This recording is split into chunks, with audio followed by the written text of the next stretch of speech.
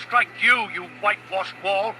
You sit there to judge me according to the law, yet you yourself violate the law by commanding that I be struck. Those who were standing near Paul said, You dare to insult God's high priest? Paul replied, Brothers, I did not realize that he was the high priest, for it is written, do not speak evil about the ruler of your people. Then Paul, knowing that some of them were Sadducees and the others Pharisees, called out in the Sanhedrin, My brothers, I am a Pharisee, the son of a Pharisee. I stand on trial because of my hope in the resurrection of the dead. When he said this, a dispute broke out between the Pharisees and the Sadducees, and the assembly was divided. The Sadducees say that there is no resurrection, and that there are neither angels nor spirits, but the Pharisees acknowledge them all. There was a great uproar, and some of the teachers of the law, who were Pharisees, stood up and argued vigorously. We find nothing wrong with this man, They said. What if a spirit or an angel has spoken to him? The dispute became so violent that the commander was afraid Paul would be torn to pieces by them.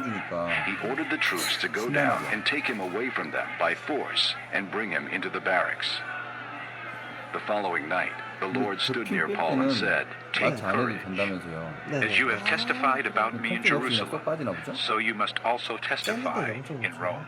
The next morning, the Jews formed a conspiracy and bound themselves with an oath not to eat or drink until they had killed Paul. More than 40 men were involved in this plot.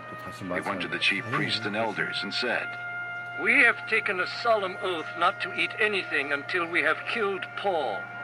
Now then, you and the Sanhedrin petition the commander to bring him before you on the pretext of wanting more accurate information about his case. We are ready to kill him before he gets here. But when the son of Paul's sister heard of this plot, he went into the barracks and told Paul. Then Paul called one of the centurions and said, Take this young man to the commander. He has something to tell him. So he took him to the commander. The centurion said, Paul, the prisoner, sent for me and asked me to bring this young man to you because he has something to tell you. The commander took the young man by the hand, drew him aside, and asked, What is it you want to tell me? He said, The Jews have agreed to ask you to bring Paul before the Sanhedrin tomorrow on the pretext of wanting more accurate information about him.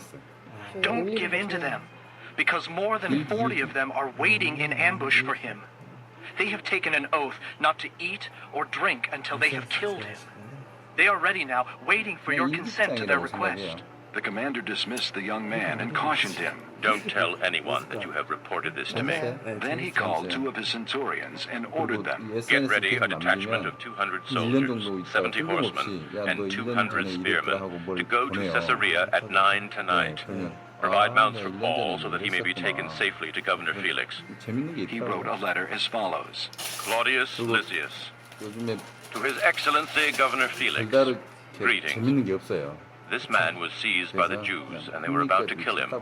But I came with my troops and rescued him, for I had learned that he is a Roman citizen. I wanted to know why they were accusing him, so I brought him to their Sanhedrin. I found that the accusation had to do with questions about their law, but there was no charge against him that deserved death or imprisonment. When I was informed of a plot to be carried out against the man, I sent him to you at once. I also ordered his accusers to present to you their case against him. So the soldiers, carrying out their orders, took Paul with them during the night and brought him as far as Antipatris.